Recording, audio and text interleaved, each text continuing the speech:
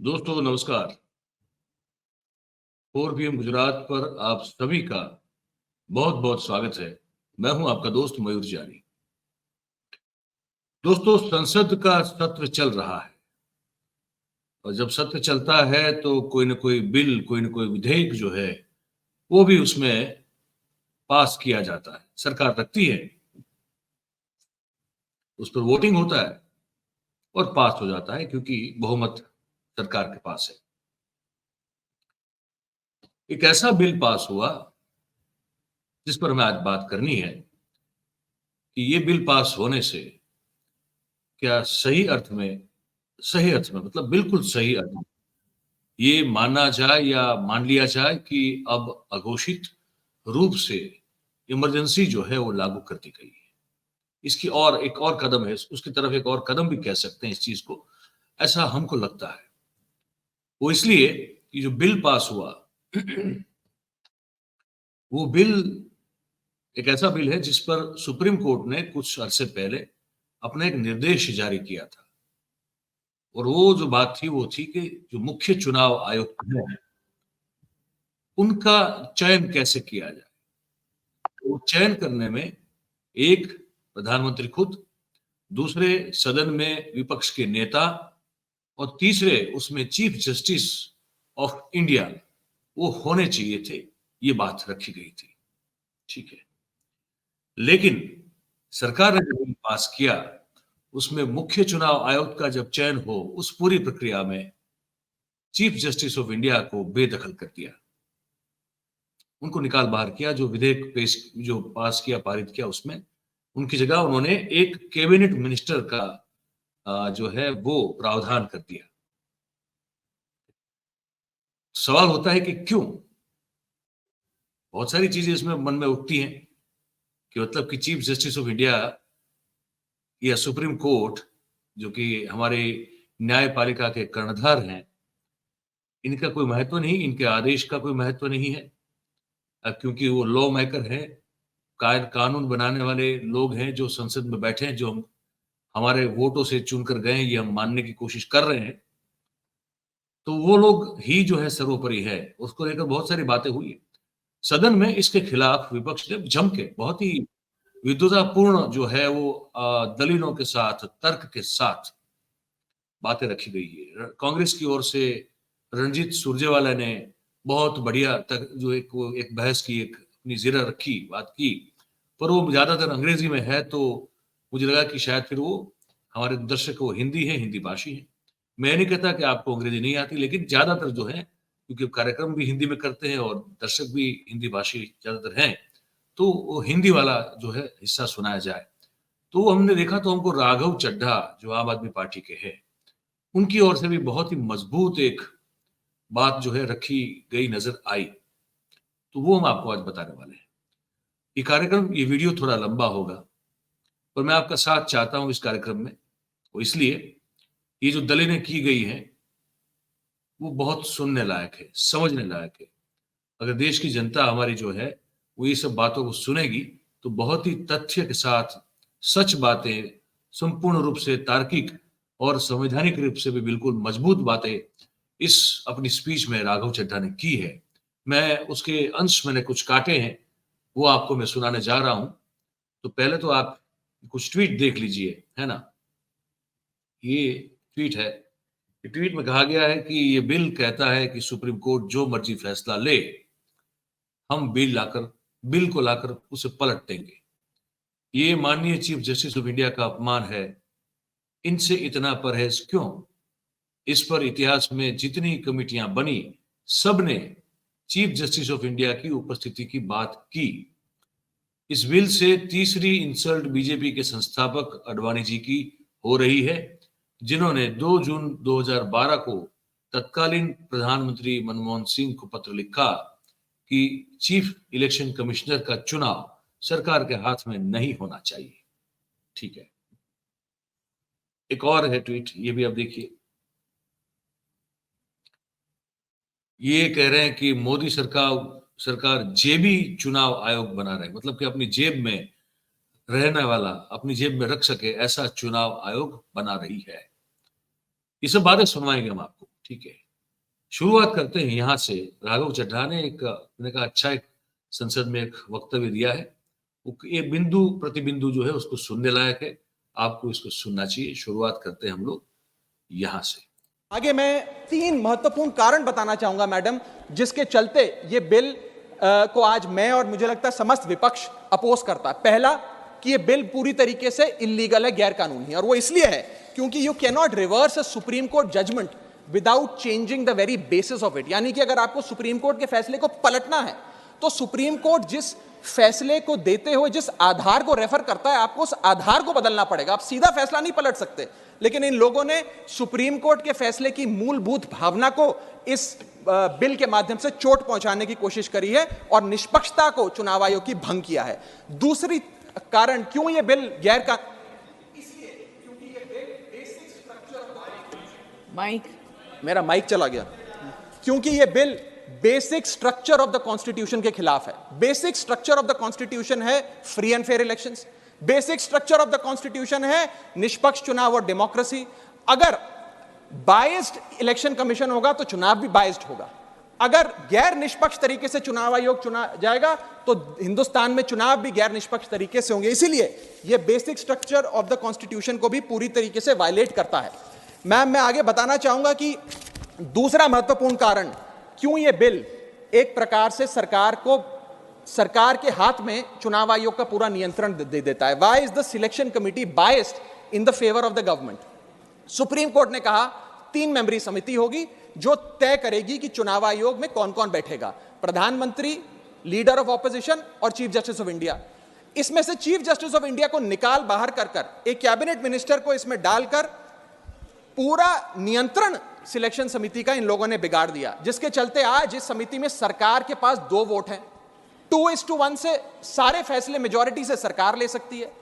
इसमें सर्वसम्मति से फैसला नहीं लेना, यूनानिमिटी से फैसला नहीं लेना। सरकार चाहे तो 2:1 से कोई भी फैसला ले सकती है। यानी कि सारा नियंत्रण कौन मुख्य चुनाव आयुक्त होंगे, कौन चुनाव आयुक्त होंगे, यह सरकार के हाथ में आ जाता है। और यह एक ऐसी व्यवस्था बनाता है कि एक पार्टी मैन, एक यस मैन चुनाव आयुक्त बन सकता है। वो दिन भी दूर नहीं कि चाहे भाजपा अगर कल तो संबित पात्रा को चीफ इलेक्शन कमिश्नर बना सकती है मैडम, और 2:1 के रेशियो से संबित पात्रा देश के चीफ इलेक्शन कमिश्नर बन सकते हैं। आप सोचिए कि ये कितना खतरनाक होगा अगर वो चीफ इलेक्शन कमिश्नर बन गए। मैं आगे चलता हूं।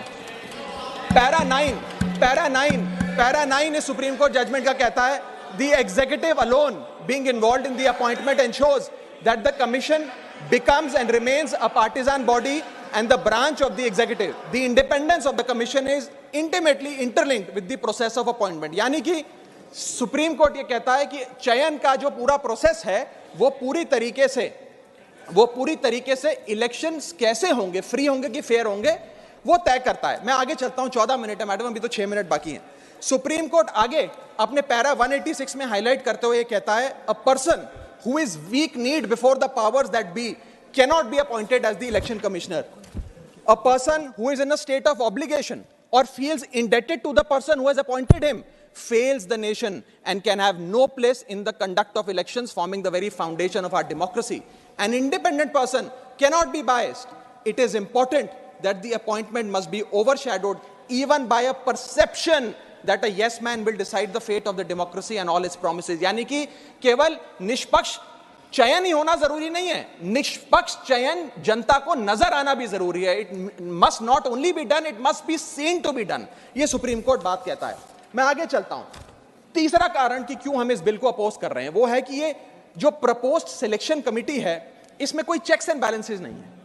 चेक्स एंड बैलेंसेज इसलिए नहीं है क्योंकि सारे फैसले तो सरकार के पक्ष में होंगे, 2 मंत्री सरकार के उसमें बैठे हैं, एलओपी को मात्र फॉर्मेलिटी के लिए इसमें बिठाया गया है, तो एक प्रकार का फिक्स्ड मैच इसमें नजर आता है। अब आप ही सोचिए, 3 मेंबरी समिति है जिसमें माननीय प्रधानमंत्री जी हैं, मान लेते हैं हमारे सदन के लीडर ऑफ ऑपोजिशन मल्लिकार्जुन खड़गे जी उसके सदस्य हैं, और 3rd मेंबर अर्जुन मेघवाल जी कानून मंत्री यहां बैठे हैं वो हैं। अब इनकी बैठक चल रही है, इसमें माननीय प्रधानमंत्री जी कहते हैं कि मैं रमेश नाम के शख्स को चीफ इलेक्शन कमिश्नर बनाना चाहता हूं।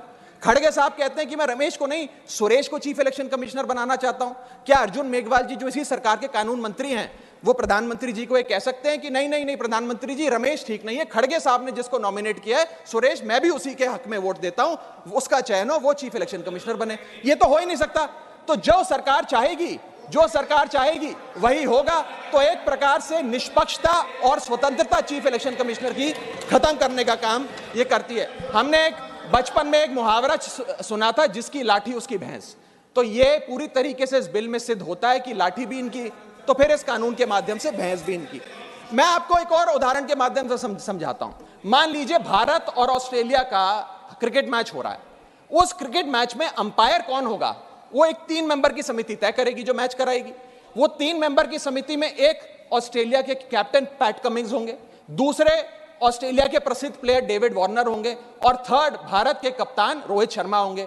अब ये 3 मेंबरी समिति अगर किसी अंपायर को चुनेगी तो वो अंपायर तो हमेशा ही ऑस्ट्रेलिया के साथ होगा, क्योंकि 2-1 की बहुमत ऑस्ट्रेलिया के साथ है। तो क्या निष्पक्ष मैच हो सकता है? क्या इंडिया इंडिपेंडेंट मैच खेल सकती है? ऐसा ही कुछ इस चुनाव आयोग के गठन से, इस बिल के आने के बाद इस देश में होने जा रहा है। मैं आगे चलता हूं मैडम, मुझे बोलने दीजिए। इसका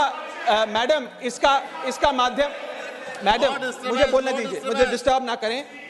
यह बिल 3 की टेस्ट पे फेल होता है। The test of independence, the test of neutrality and the test of constitutionality. यह हमारा कॉन्स्टिट्यूशनल इंपेरेटिव है कि देश में चुनाव आयोग निष्पक्ष हो, ताकि चुनाव निष्पक्ष हो। अगर चुनाव आयोग निष्पक्ष नहीं होगा तो चुनाव निष्पक्ष नहीं होंगे और लोगों की आस्था इस लोकतंत्र से डगमगा जाएगी।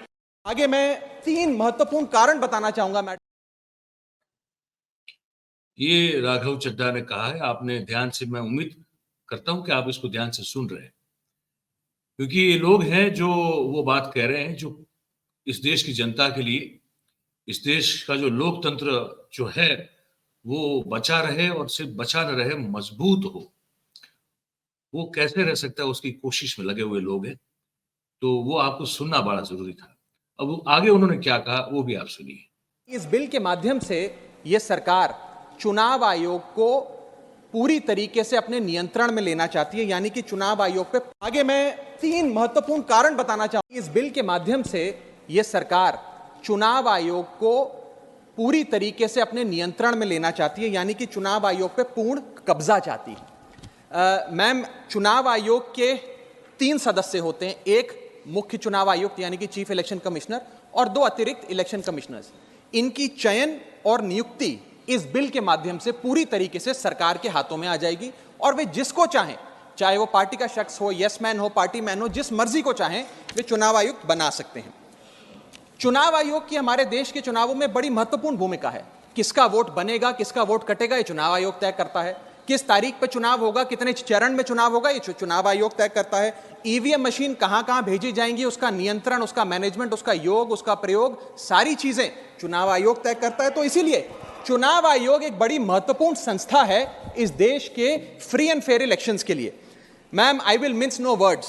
This bill is going to destroy one of the few remaining independent institutions in India, that is the Election Commission, and thereby dislodge free and fair elections from India. ये बिल 3 व्यक्ति या संस्था का अपमान है।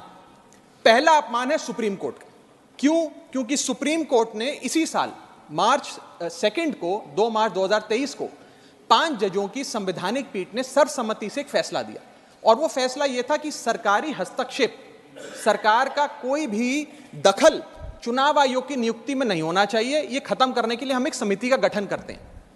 उस समिति के गठन से मुख्य न्यायाधीश को हटाकर एक कैबिनेट मंत्री को डालकर उसका संतुलन बिगाड़ने का काम और सुप्रीम कोर्ट के फैसले को पलटने का काम इस सरकार ने किया, ताकि एक ऐसी व्यवस्था बन जाए जिसमें जो शख्स ये चाहे वही चीफ इलेक्शन कमिश्नर बनेगा।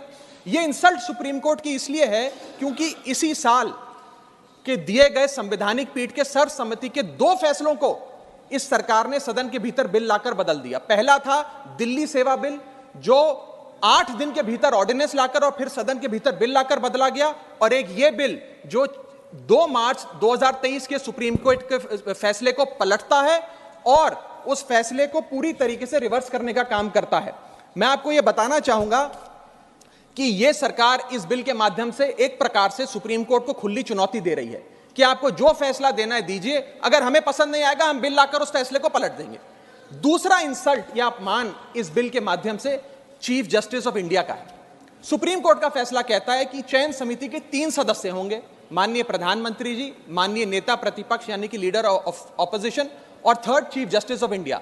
इन 3 मेंबरी समिति में से इस बिल के माध्यम से सरकार ने चीफ जस्टिस ऑफ इंडिया को हटा दिया और एक कैबिनेट मंत्री को उनकी जगह बिठा दिया। चीफ जस्टिस ऑफ इंडिया से इतना परहेज कि साफ तौर पे उन्हें इस समिति से हटाने के लिए इस बिल को लाया गया। मैं सरकार को याद कराना चाहूंगा कि समय समय पर इलेक्टोरल रिफॉर्म्स के लिए इस देश में कमेटियां बनी और अधिकांश कमेटियों ने यह फैसला दिया, ये रिपोर्ट दी, ये सजेशन दिया कि समिति के भीतर चीफ जस्टिस ऑफ इंडिया यानी कि इस देश की न्यायमूर्ति को जरूर होना चाहिए, चाहे वो तारकुंडे कमेटी हो, दिनेश गोस्वामी कमेटी हो, वोरा कमेटी हो, इंद्रजीत गुप्ता कमेटी हो, जीवन रेड्डी कमेटी हो या फिर इसी सरकार की लॉ कमीशन की रिपोर्ट हो। तीसरी इंसल्ट इस बिल के माध्यम से भाजपा सरकार एक ऐसे शख्स की कर रही है जो व्यक्ति भाजपा का संस्थापक थे, जो व्यक्ति आज भी भाजपा के मार्गदर्शक हैं, जो व्यक्ति भाजपा के भीष्म पितामह के नाम से जाने जाते हैं, वो व्यक्ति जो भारत देश के पूर्व प्रधानमंत्री रहे यानी कि लालकृष्ण आडवाणी जी, पूर्व उप प्रधानमंत्री रहे।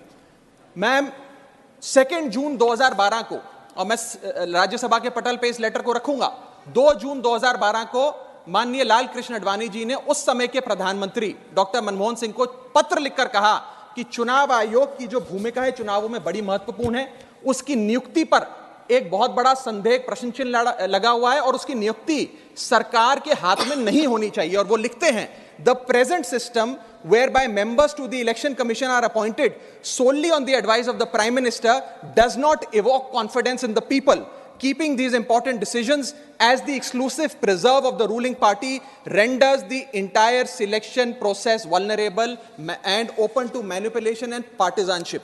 और वो कहते हैं कि समिति 5 सदस्यों की हो जो सीईसी की चयन करे, उनकी नियुक्ति करे, जिसमें प्रधानमंत्री हो, जिसमें लीडर ऑफ ऑपोजिशन लोकसभा हो, जिसमें लीडर ऑफ ऑपोजिशन राज्यसभा हो, जिसमें चीफ जस्टिस ऑफ इंडिया हो और कानून मंत्री हो, यानी कि 2 सदस्य सरकार के, 2 सदस्य ऑपोजिशन के और 1 न्यायपालिका के। ये समिति बड़ी अच्छी है।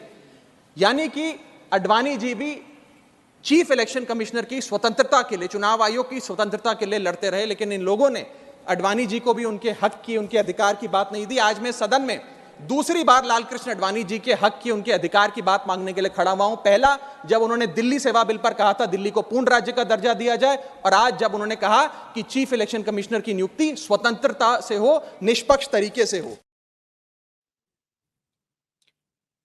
एक और बात कही है राघव चड्ढा ने, वो भी मैं आपको सुनाता हूं, आप इसको भी गौर से सुनिएगा।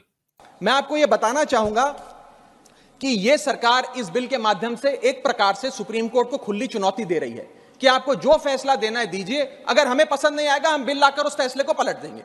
दूसरा इंसल्ट या अपमान इस बिल के माध्यम से चीफ जस्टिस ऑफ इंडिया का है। सुप्रीम कोर्ट का फैसला कहता है कि चयन समिति के 3 सदस्य होंगे, माननीय प्रधानमंत्री जी, माननीय नेता प्रतिपक्ष यानी कि लीडर ऑफ ऑपोजिशन और third chief justice of India. इन 3 मेंबरी समिति में से इस बिल के माध्यम से सरकार ने चीफ जस्टिस ऑफ इंडिया को हटा दिया और एक कैबिनेट मंत्री को उनकी जगह बिठा दिया।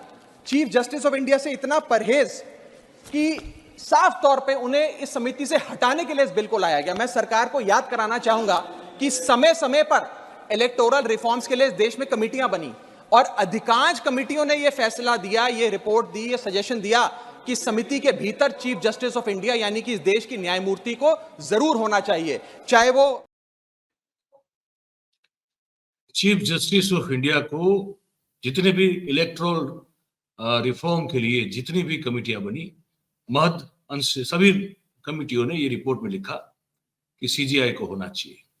राघव चड्ढा ने एक भय व्यक्त किया है। मुझे लगता है कि आने वाले दिनों में वो जो डर है वो सच में वास्तविकता में परिवर्तित हो सकता है। उन्होंने कहा कि हो सकता है कि इससे तो फिर संबित पात्रा जो है उनको भी chief election commissioner of India बना दिया जाए। अब जिस तरह से हम देख रहे हैं कि हो रहा है, क्या क्या चीजें देश में हो रही है, अगर ये वास्तविकता में परिवर्तित हो जाए तो मुझे आश्चर्य नहीं होगा कि अगर हमको कल आने वाले दिनों में मुख्य चुनाव आयुक्त, चीफ इलेक्शन कमिश्नर के पद पर संबित पात्रा साहब बैठे हुए दिखाई दे। ये बताना था आपको इस कार्यक्रम में। आप क्या सोच रहे हैं वो आप हमको ये जो कमेंट बॉक्स है इसमें लिख के जरूर से बताइएगा। और बात अगर आपको हमारी पसंद आ रही हो, अच्छी लग रही हो, सही लग रही हो, तो फिर इस वीडियो को आप लाइक करें। इस वीडियो की लिंक को आप हो सके उतना शेयर करें ताकि ज्यादा से ज्यादा लोगों तक ये बात जो है वो पहुंच सके। और हमारा जो चैनल है 4PM गुजरात, उसको आप सब्सक्राइब करें और अपने आसपास के लोगों से करवाएं। ये छोटी सी विनती हमेशा आज भी कर रहे हैं। और बहुत बहुत धन्यवाद करते हैं आप सभी को जो इस कार्यक्रम में हमारे साथ जुड़े हैं। Thank you very much. नमस्कार।